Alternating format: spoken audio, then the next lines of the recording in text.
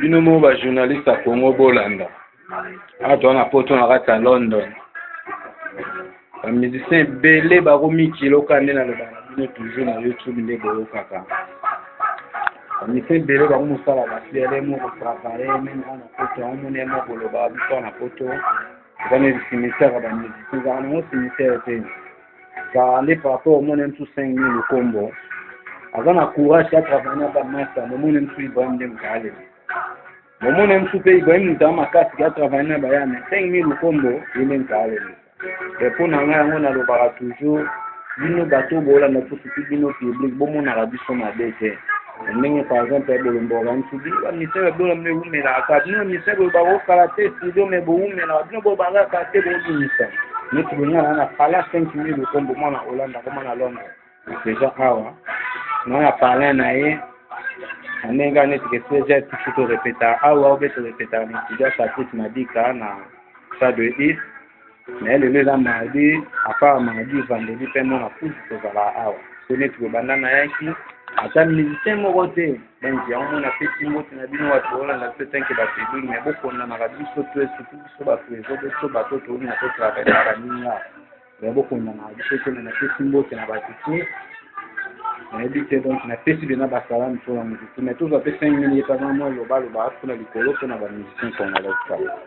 Bon na goloba trop c'est vraiment en tout cas na pesi ba mbote ya trop na batu tout public na biso nyonso peuple diaspora congolais angolais peuple africain en général donc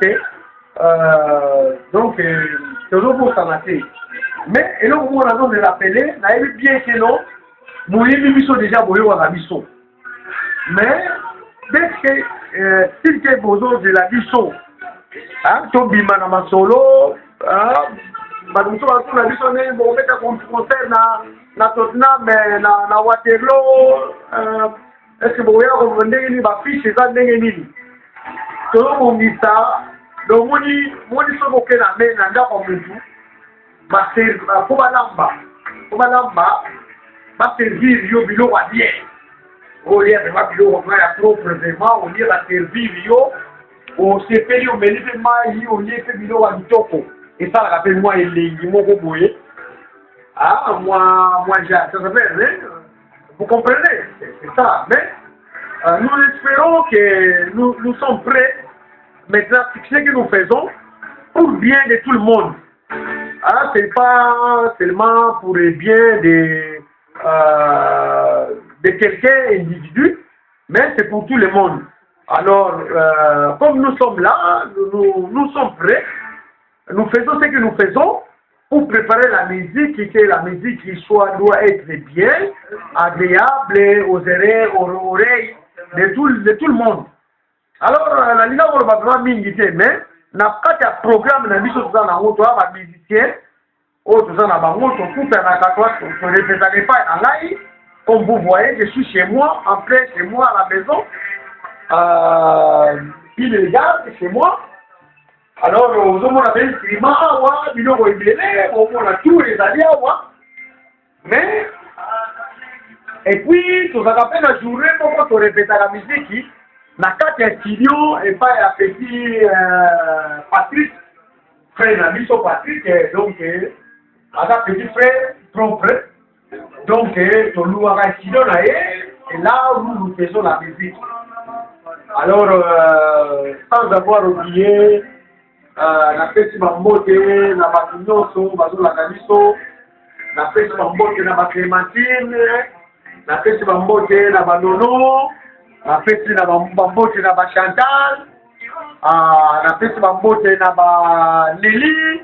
Na pesi ba mbote na ba Solange, na pesi ba mbote na ba Sandra, na pesi ba mbote na ba Bibisha, na pesi ba mbote na ba Emi, na pesi ba mbote na ba Nono, ba na Hollande, quelques frères comme mes amis, na pesi ba mbote na ba Clovis Nanga, na pesi ba mbote na ba Junior Okito, na pesi ba mbote na Basaki Maya, batebele na kata Panama, Paris, na Montréal sans avoir pris retardé, napesi bambote na Pablo na Switzerland Masananga Lutombo aza wana donc na Angola napesi bambote pa ya pili mutu nanga Aziza d'après propre Swami nous avons Valer